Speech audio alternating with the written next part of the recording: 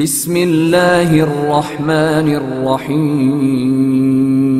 بسم اللہ الرحمن الرحیم الخامس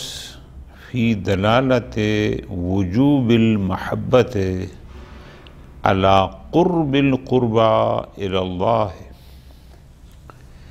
موضوع ہمارا چل رہا تھا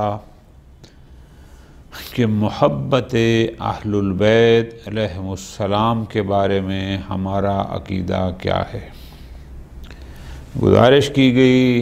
کہ آیت مجیدہ قُلْ لَا أَسْأَلُكُمْ عَلَيْهِ أَجْرًا إِلَّا الْمَوَدَّةَ فِي الْقُرْبَى کی روشنی میں جو روایات ہمارے پاس موجود ہیں اور اس آیت مجیدہ سے جو قرائن عقلیہ دلالت کرتے ہیں، ان سب کا لب لباب یہی ہے کہ اہل البیت علیہم السلام کی محبت واجب ہے۔ نہ فقط ان کی اطاعت کرنی ہے، تمسک کرنا ہے، بلکہ ان سے قلبی محبت بھی واجب ہے، چونکہ یہ اجر رسالت اور اجر تبلیغ ہے۔ پانچواں نقطہ مختصر سا بیان فرما رہے ہیں کہ آخر ان کی محبت جو واجب ہے، کہ اہل بیت کی محبت واجب ہے، اس محبت اہل البیت کا ہمارے اوپر واجب ہونا اس بات پر دلالت کرتا ہے کہ یہ ذوی القربیٰ کتنے اللہ کے قریب ہیں کہ جن کی محبت بندوں پر واجب کر دی گئی۔ یہ اللہ کی نافرمانیوں سے، شرک سے، معاصی سے، ہر اس شے سے جو اللہ سے دور کرنے والی ہو، یہ ہستیاں ان سب سے پاک ہیں۔ کیوں؟ اگر کوئی اور ان سے ان چیزوں میں افضل اور اکمل ہوتا تو پھر اللہ تعالیٰ اس کی محبت واجب فرماتا، ان کی محبت ہمارے اوپر واجب نہ فرماتا۔ فرماتے ہیں الخامس، پانچواں نقطہ جو ہم نے اس شیخ مظفر رحمۃ اللہ علیہ کی عبارت سے لیا، وہ یہ ہے کہ فی دلالت وجوب المحبہ، نقطہ سمجھنا ہے کہ اہل البیت علیہم السلام کی محبت کا واجب ہونا دلالت کرتا ہے کس میں؟ علی قرب القربى الی اللہ، کہ یہ ذوی القربیٰ اللہ کے کتنے قریب ہیں کہ جن کی محبت ہمارے اوپر واجب کر دی گئی بطور اجر رسالت۔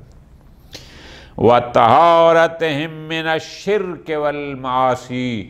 ان کی محبت کا واجب ہونا دلالت کرتا ہے کہ یہ ہستیاں شرک اور گناہوں سے پاک ہیں۔ وَمِن كُلِّ مَا يُبْعِدُ عَن دَارِ كَرَامَتِهِ وَسَاحَةِ رِضَاهُ، اور یہ ہستیاں ہر اس شے سے پاک ہیں جو اس کی رضا، جو اس کی خوشنودی، جو اس کے مقام و مرتبہ رحمت سے دور کرنے والی ہو، یہ ہستیاں ہر ایسی شے سے پاک ہیں۔ فرماتے ہیں وَذَلِكَ واضح لما فی المتن، جیسا کہ شیخ مظفر نے متن میں ارشاد فرمایا، ہم نے پڑھا، دوبارہ اس کو دہرانے کی ضرورت نہیں ہے۔ وَقَرِيبٌ مِّنْهُ مَا فِي دَلَائِلُ الصِّدْقِ،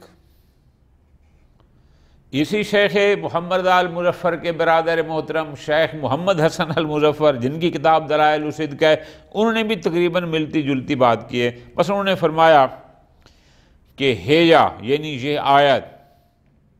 قُلْ لَا أَسْأَلُكُمْ عَلَيْهِ أَجْرًا إِلَّا الْمَوَدَّةَ فِي الْقُرْبَى والی آیت تدل علی افضلیتہم و عصمتہم، یہ دلالت کرتی ہے کہ یہ ہستیاں باقی تمام انسانوں سے رسول اللہ کے بعد افضل ہیں، یہ معصوم ہیں، اس پر داد کرتی ہے۔ وَأَنَّهُمْ صَفْوَةُ اللَّهِ سُبْحَانَهُ، اور یہ اللہ کے مصطفیٰ بندے ہیں، چنے ہوئے برگزیدہ بندے ہیں۔ کیوں؟ اِذْ لَوْ لَمْ يَكُونُوا كَذَلِكَ لَمْ تَجِبْ مَوَدَّتُهُمْ دُونَ غَيْرِهِمْ، اس لیے کہ اگر یہ افضل مخلوق خدا نہ ہوتی، اگر یہ معصوم مخلوق نہ ہوتے، اگر یہ اللہ کے برگزیدہ شخصیات نہ ہوتی تو پھر ان کی محبت واجب نہ ہوتی، کیونکہ اللہ نے ان کی مودت واجب قرار دی ہے، کسی اور کی واجب قرار نہیں دی۔ یہ دلیل ہے کہ یہ سب سے افضل ہیں۔ فرماتے ہیں وَلَمْ تَكُنْ مَوَدَّتُهُمْ بِتِلْكَ الْمَنْزِلَةِ وَلَمْ تَكُنْ مَوَدَّتُهُمْ بِتِلْكَ الْمَنْزِلَةِ الَّتِي مَا مِثْلُهَا مَنْزِلَةٌ، کوئی اور اگر یہ افضل نہ ہوتے، اگر یہ معصوم نہ ہوتے تو ان کی مودت و محبت اس منزل پر نہ ہوتی کہ جہاں کوئی اور نہیں ہے، یعنی ان کی مودت و محبت کی منزلت سب سے بلند ہے۔ کیوں؟ لِكَوْنِهَا أَجْرًا لِلتَّبْلِيغِ وَالرِّسَالَةِ، اس لیے کہ ان کی مودت اجر رسالت ہے، تبلیغ دین کا اجر ہے۔ الذی لا اجر ولا حق، کوئی دنیا جہان کی اور اجرت مزدوری حق اجر رسالت کے مقابل میں قرار نہیں پا سکتی۔ مقابل تو دور کی بات، اس کے قریب تک بھی کوئی اور اجر نہیں پہنچ سکتا۔ تو یہ بلحاظ منزلات، چونکہ یہ سب سے بڑا اجر ہے اور وہ ہے مودت کا اجر رسالت قرار پانا، تو جو سب سے بڑا اجر اس کائنات کا ہے یقیناً وہ انہی کا ہوگا جو اللہ کی مخلوق میں سے سب سے قریب ترین اور افضل ترین ہستیاں ہوں گی۔ فرماتے ہیں آپ دیکھتے نہیں کہ لم یجعل اللہ المودۃ لاقارب نوح و ہود، کہ جناب حضرت نوح اور جناب حضرت ہود علیہ السلام کے اقارب کے لیے ان کے اقارب کی مودت کو ان کی تبلیغ کا اجر قرار نہیں دیا گیا۔ اس نقطے کو سمجھنا ہے، جبکہ رسول کی تبلیغ اور رسالت کے اجر کو اس کے اقارب کی ذوی القربا کی مودت کو اجر قرار دیا گیا ہے، اس نقطے کو سمجھنا ہے۔ بس اللہ کا سب سے بڑا انعام اور اجر وہ ہے مودت ذوی القربا، اور اگر مودت القربا ہے تو ذوی القربا بھی ایسے ہوں گے جو اللہ کی پوری مخلوق میں بعد رسول سب سے افضل ہوں گے، تو ان کی مودت کو اتنا بڑا رتبہ ملا کہ وہ اجر رسالت قرار پائی۔ السادس، چھٹا نقطہ، شیخ محمد رضا المظفر رحمۃ اللہ علیہ نے متن میں یہ فرمایا کہ بغض آل محمد، بغض آل محمد ضروریات دین سے نکلنے کا موجب ہے، اور جو بندہ ضروریات دین کا منکر ہو اس بندے کا اسلام سالم نہیں رہتا، ایمان سالم نہیں رہتا۔ آیت اللہ محسن خرازی دامہ ظلہ العالی ان کی اس دلیل پر ایک بات کر رہے ہیں کہ بھائی آپ کی دلیل سے یہ لگتا ہے کہ اگر کوئی بندہ معرفت کے باوجود بھی، یعنی یہ جاننے کے باوجود کہ فلاں شے ضروریات دین میں سے ہے اور پھر انکار کرے تو وہ ایمان سے خارج ہو جاتا ہے، آپ کی عبارت سے یہ لگتا ہے، جبکہ ہمارے پاس تو روایات موجود ہیں جو آپ کی نظر سے بھی گزری، کیا کہ اگر کوئی بندہ اس نقطے کی طرف متوجہ نہ بھی ہو کہ اہل البیت کی محبت ضروریات دین میں سے ہے، یعنی اس کی طرف متوجہ نہ بھی ہو اور پھر بھی ان سے بغض کرے، یعنی ان سے بغض کو ضروریات دین کا انکار ہونے کی طرف متوجہ نہ بھی ہو، فرماتے ہیں وہ پھر بھی بندہ ایمان سے خارج ہے۔ ہم آپ کو روایات بتاتے ہیں، یعنی اس سارے احادیث میں ایک نقطہ بیان ہوا کہ شیخ مظفر رحمۃ اللہ علیہ کی عبارت سے لگتا ہے کہ اگر بندہ متوجہ ہو کہ فلاں ہے کہ محبت اہل بیت ضروریات دین میں سے ہے اور پھر بھی ان سے بغض رکھے تو ایمان ختم ہوگا، لیکن آیت اللہ خرازی یہ فرما رہے ہیں کہ نہ، روایات یہ بتاتی ہیں کہ چاہے بندہ اس کی طرف متوجہ نہ بھی ہو، ملتفت نہ بھی ہو کہ محبت اہل بیت ضروریات دین میں سے ہے، اس طرف متوجہ نہ بھی ہو، پھر بھی اگر بغض رکھتا ہے آل محمد سے تو بھی اس بندے کا ایمان باقی نہیں رہتا۔ اور روایات ہم آپ کو دکھاتے ہیں، وہ روایات اہل سنت کے بزرگ علماء کرام نے نقل کیے ہیں۔ السادس، چھٹا نقطہ جو اس عبارت میں ہے وہ یہ ہے کہ ان ظاہر المصنف، کہ علامہ شیخ محمد رضا المظفر رحمۃ اللہ علیہ کی عبارت سے یہ لگتا ہے کہ وہ یہ فرمانا چاہتے ہیں کہ ان بغض آل محمد، کہ آل محمد علیہ السلام سے دشمنی موجب للخروج عن الایمان، کہ یہ ایمان سے خارج ہونے کا سبب بنتی ہے۔ کیوں؟ لِاِسْتِلْوَامِهِ لِإِنْكَارِ ضرورت الاسلامیہ، چونکہ آل محمد علیہ السلام کی دشمنی مستلزم ہے اس شے کو کہ بندہ ایک ضرورت اسلامی کا منکر ہے، یعنی ضروریات اسلام میں سے ہے اہل البیت کی محبت، اور اس کی دشمنی بتاتی ہے کہ یہ اس ضرورت کا انکار کرتا ہے۔ کیوں؟ لِأَنَّ وُجُوبَ حُبِّهِمْ، کیونکہ اہل البیت علیہ السلام کی محبت کا واجب ہونا من ضروریات الاسلام، یہ بدیہیات اسلام میں سے ہے، جیسے نماز کا وجوب، جیسے روزے کا وجوب، جیسے حج کا وجوب، جیسے زکوٰۃ کا وجوب، اسی طرح اہل البیت کی محبت کا وجوب بھی ضروریات اسلام میں سے ہے۔ ٹھیک ہو گیا بس، اور جو ضرورت اسلامی کا منکر ہو اس کا ایمان سالم رہتا۔ وَلَكِنْ مُقْتَضَى مَا ذُكِرَ، لیکن اب یہاں سے اشکال شروع کرتے ہیں کہ جو بات آیت اللہ مظفر رحمۃ اللہ علیہ نے کی ہے اس میں ایک چھوٹا سا اشکال ہے۔ وہ کیا؟ مقتضی ما هو عدم کونہ کذالک لو لم یلتفت الی کونہ من الضروریات وانکرہ، کہ اگر کوئی بندہ اس نقطے کی طرف متوجہ ہو کہ محبت اہل بیت کا وجوب ضروریات دین میں سے ہے اور پھر بھی بغض رکھے،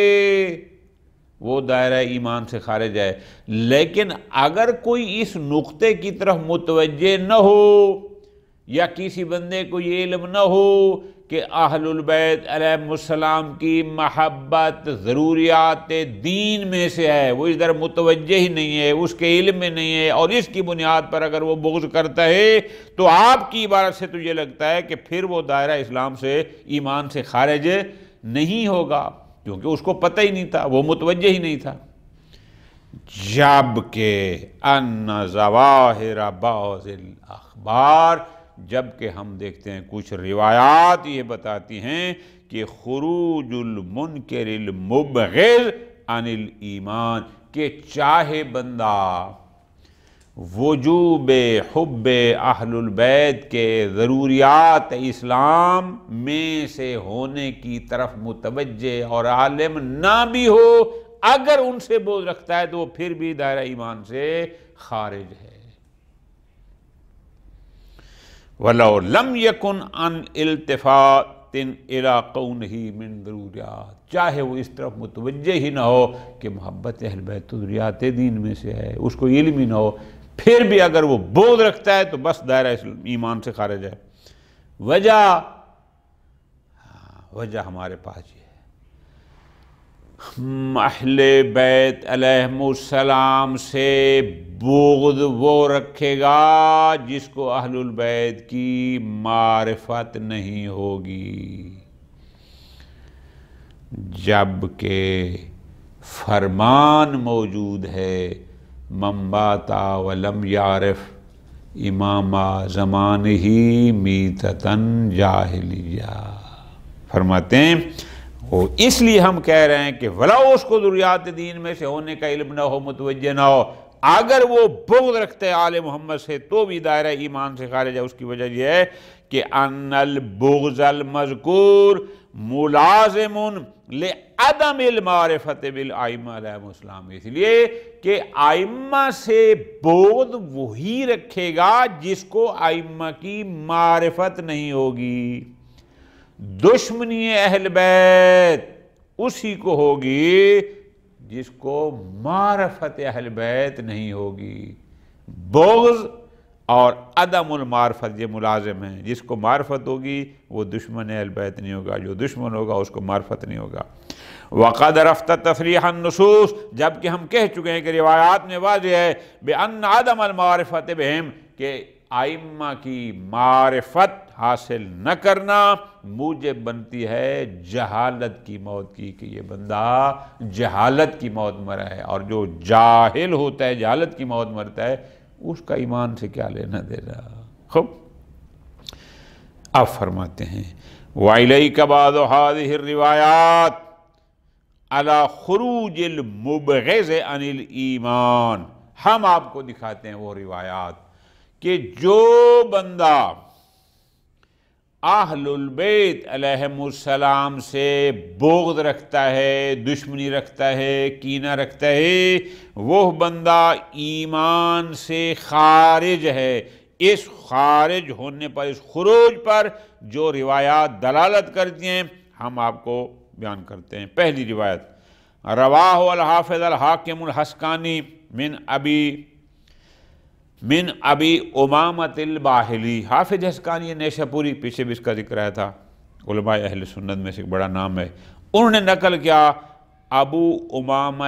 باہلی سے۔ خوب کیا وہ کہتے ہیں کہ قال رسول اللہ صلی اللہ علیہ وآلہ وسلم، اب دیکھو نا یہ منابع اہل سنت کے ہیں، شیعہ کی بات نہیں ہو رہی، وہ فرماتے ہیں حاکم حسکانی نے نقل کیا ابو امامہ باہلی سے، ابو امامہ باہلی کہتا ہے کہ پیغمبر اکرم صلی اللہ علیہ وآلہ وسلم نے ارشاد فرمایا ان اللہ خلق الانبیاء من اشجار شتیٰ، اللہ تبارک و تعالی نے انبیاء کو مختلف درختوں سے خلق فرمایا، مختلف اشجار سے خلق فرمایا۔ یہ جو بھی اصطلاح ہے خدا بہتر جانتا ہے، پھر آپ کی دیں گے کہ اس اشجار سے مراد کیا ہے، وہاں سے خلق فرمایا، لیکن مختلف سے۔ لیکن وَخُلِقْتُ وَعَلِيٌّ مِّن شَجَرَةٍ وَاحِدَةٍ، لیکن میں اور علی ایک ہی درخت سے خلق کیے گئے، چونکہ خالق اللہ ہے، ہم اس کے مخلوق، میں اور علی ایک درخت سے خلق ہوئے۔ پھر فَأَنَا أَصْلُهَا، میں اس درخت کی بنیاد ہوں، تنا ہوں، جڑیں ہوں، جو معنی لیں۔ وَعَلِيٌّ فَرْعُهَا، علی اس درخت کی فرع ہے اور شاخیں۔ وَالْحَسَنُ وَالْحُسَيْنُ ثِمَارُهَا، حسن و حسین اس درخت کا پھل ہیں۔ وَأَشْيَاؤُنَا أَوْرَاقُهَا، اور جو ہمارے راہ پہ چلتے ہیں، جن کو آپ شیعہ کہتے ہیں، یعنی جو ہمارے اتباع میں ہیں، یہ ہے اوراقها، اس درخت کے پتے ہیں۔ میں تنا ہوں، علی اس کی شاخیں ہیں، حسن و حسین پھل ہیں، اور ہمارے شیعہ یعنی ہمارے پیروکار وہ اس کے پتے ہیں۔ فرماتے ہیں فَمَن تَعَلَّقَ بِغُصْنٍ مِّنْ أَغْصَانِهَا نَجَا، جو بندہ اس درخت کے ٹہنیوں میں سے کسی ٹہنی کے ساتھ متمسک ہو گیا، متعلق ہو گیا، پکڑ لیا، نجا، وہ نجات پا گیا۔ وَمَن زَاغَ، اور جو ان سے منحرف ہو گیا، جس نے کسی ٹہنی سے تمسک نہ کیا، ہوا وہ برباد ہو گیا، نیست و نابود ہو گیا، ختم ہو گیا۔ اور آگے حدیث کے مطابق پیغمبر نے فرمایا وَلَوْ أَنَّ عَبْدًا عَبَدَ اللَّهَ بَيْنَ الصَّفَا وَالْمَرْوَةِ أَلْفَ عَامٍ ثُمَّ أَلْفَ عَامٍ، کہ اگر کوئی بندہ صفا و مروہ کے درمیان ہزار سال یعنی ہزاروں سال بھی عبادت کرے،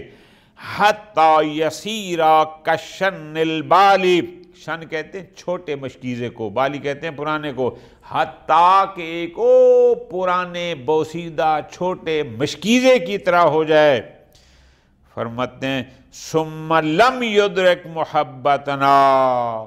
لیکن وہ اس سب کے باوجود اگر ہماری محبت کا ادراک نہیں کرتا، یعنی اس کے دل میں ہماری محبت نہیں ہے، اقبہ علی من خریہ فی النار، اللہ اس کو ناک کے بل یعنی منہ کے بل اس کو جہنم میں پھینک دے گا۔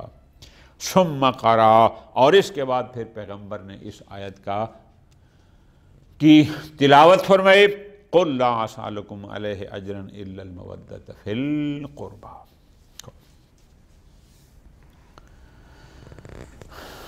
ومنها، ایک اور روایت، ما رواہ فی تفسیر القرطبی عن سالبی، یہ کل میں نے قرطبی کا سارا آپ کو بتایا کون سی کتاب ہے، سالبی سے نقل کیا، وہ کہتے ہیں کہ انہ قال قد قال النبی، سالبی سے نقل کیا ہے کہ سالبی یہ کہتا ہے کہ پیغمبر اکرم صلی اللہ علیہ وآلہ وسلم نے ارشاد فرمایا، کیا ارشاد فرمایا؟ من مات آل محمد علی حب آل محمد مات شہیدا، پیغمبر نے فرمایا جو اہل البیت کی محبت پر مرے گا وہ شہید مرا ہے۔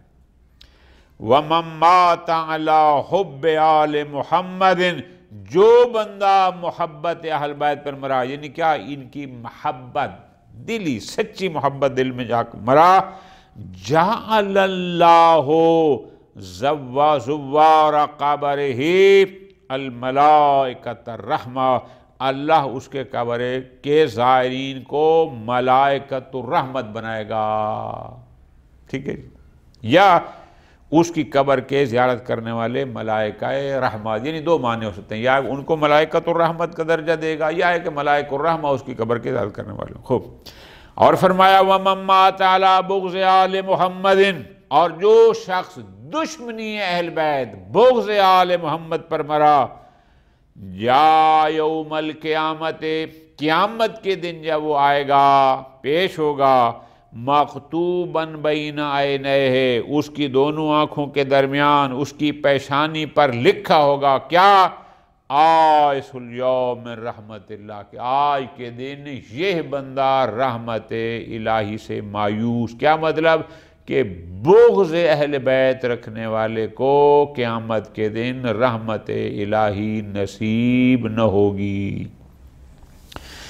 اور فرمایا وَمَن مَّاتَ عَلَى بُغْضِ آلِ مُحَمَّدٍ، جو بندہ بغض آل محمد پر مرا، یعنی مرتے وقت اس کے دل میں اہل البیت کی بغض اور دشمنی اور عداوت تھی، لم یرح رائحۃ الجنہ، وہ جنت کی خوشبو تک نہیں پائے گا، نہیں سونگے گا۔ وَمَن مَّاتَ عَلَى بُغْضِ آلِ نَبِيٍّ، وَمَن مَّاتَ عَلَى بُغْضِ آلِ بَيْتِ، اور پیغمبر نے فرمایا جو بھی میرے اہل بیت کا بغض لے کر اس دنیا سے گیا مرا، فَلَا تُصِيبُ لَهُ فِي شَفَاعَتِي، اس کو میری شفاعت نہیں پہنچے گی، یعنی وہ میری شفاعت سے محروم رہے گا۔ ثم قال القرطبی، پھر قرطبی نے کہا قل وذکر ھذا الخبر زمخشری فی تفسیرہ، لیکن اسی حدیث کو زمخشری نے بھی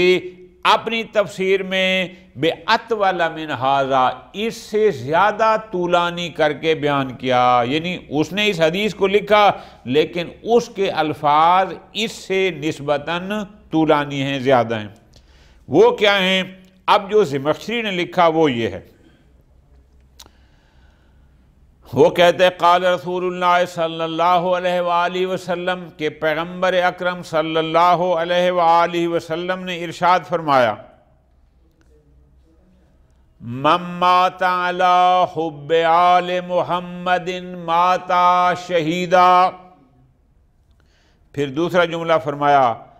الا ومن مات علی حب آل محمد مات مؤمنا مستکمل الایمان۔ الا تنبیہ کے لیے ہوتا ہے، متوجہ رہو، جو بندہ محبت اہل البیت علیہ السلام پر مرا، مرتے وقت اس کے دل میں حقیقی سچی محبت اہل بیت تھی، ماتا مؤمنا، وہ مرے گا مومن، مستکمل الایمان، یعنی اس کا ایمان کامل ہوگا۔ تیسرا جملہ فرمایا، الا ومن مات علی حب آل محمد، آگاہ رہو، جو بندہ بھی محبت اہل البیت لے کر اس دنیا سے گیا، مرا، بشرہ ملک الموت بالجنہ، اسے خود عزرائیل جنت کی بشارت دے گا۔ محب اہل بیت کو عزرائیل ملک الموت جنت کی بشارت دے گا۔ ثم منکر و نکیر، اور پھر جو قبر میں منکر و نکیر ہیں وہ بھی اس کو جنت کی بشارت دیں گے۔ فرمایا، الا ومن مات علی حب آل محمد، آگاہ رہو، جو بندہ بھی محبت آل محمد دل میں لے کر مرا، ذرا غور کرنا، فتح لہ فی قبرہ بابان الی الجنہ،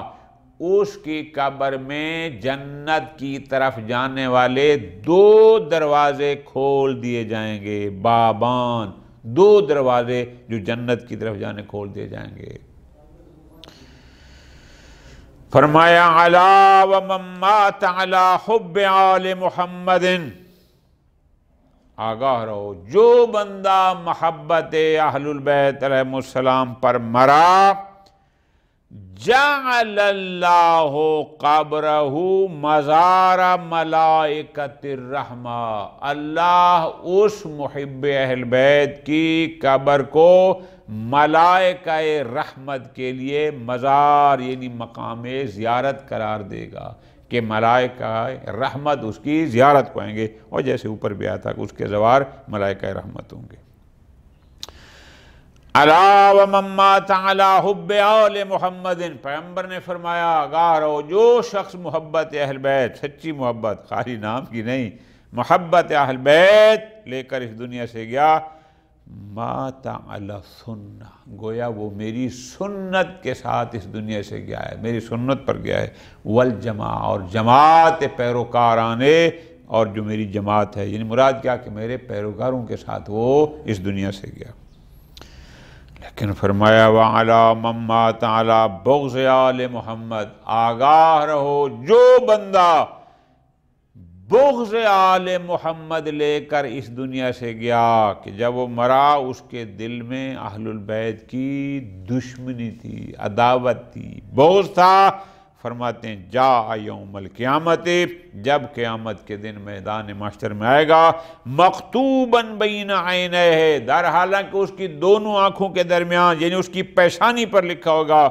آئس من رحمت اللہ، کہ یہ بندہ رحمت الہی سے نا امید ہے، یعنی آج کے دن اس کو اللہ کی رحمت شامل نہیں ہوگی۔ الا ومن مات علی بغض آل محمد، پیغمبر نے فرمایا، جو اہل البیت کی بغض اور دشمنی لے کر اس دنیا سے جائے گا، ماتا کافرا، گویا اس نے کفر کی موت، کفر یعنی انکار۔ الا ومن مات علی بغض آل محمد، فرمایا پیغمبر نے جو شخص آگاہ رہو بغض آل محمد لے کر، دشمنی عداوت لے کر اس دنیا سے گیا،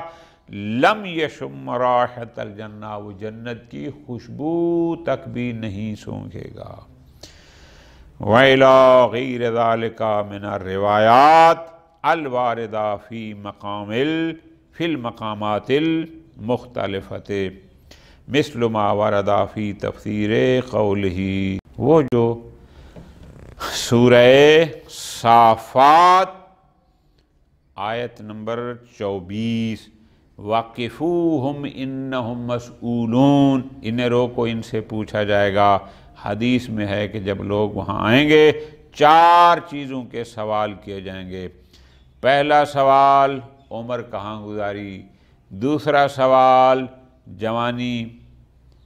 کیسے گزاری، کیسے ختم کی، تیسرا سوال مال کہاں سے کمایا، کہاں خرچ کیا، اور چوتھا سوال یہ جو ہم سے مربوط ہے کہ چوتھا سوال کیا جائے گا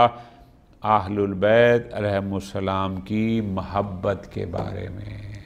کہ دنیا میں یہ جو جا رہے ہیں پوچھو ان کے دل میں اہل البیت کی محبت کتنی ہے۔ وصلی اللہ علی محمد وآل محمد۔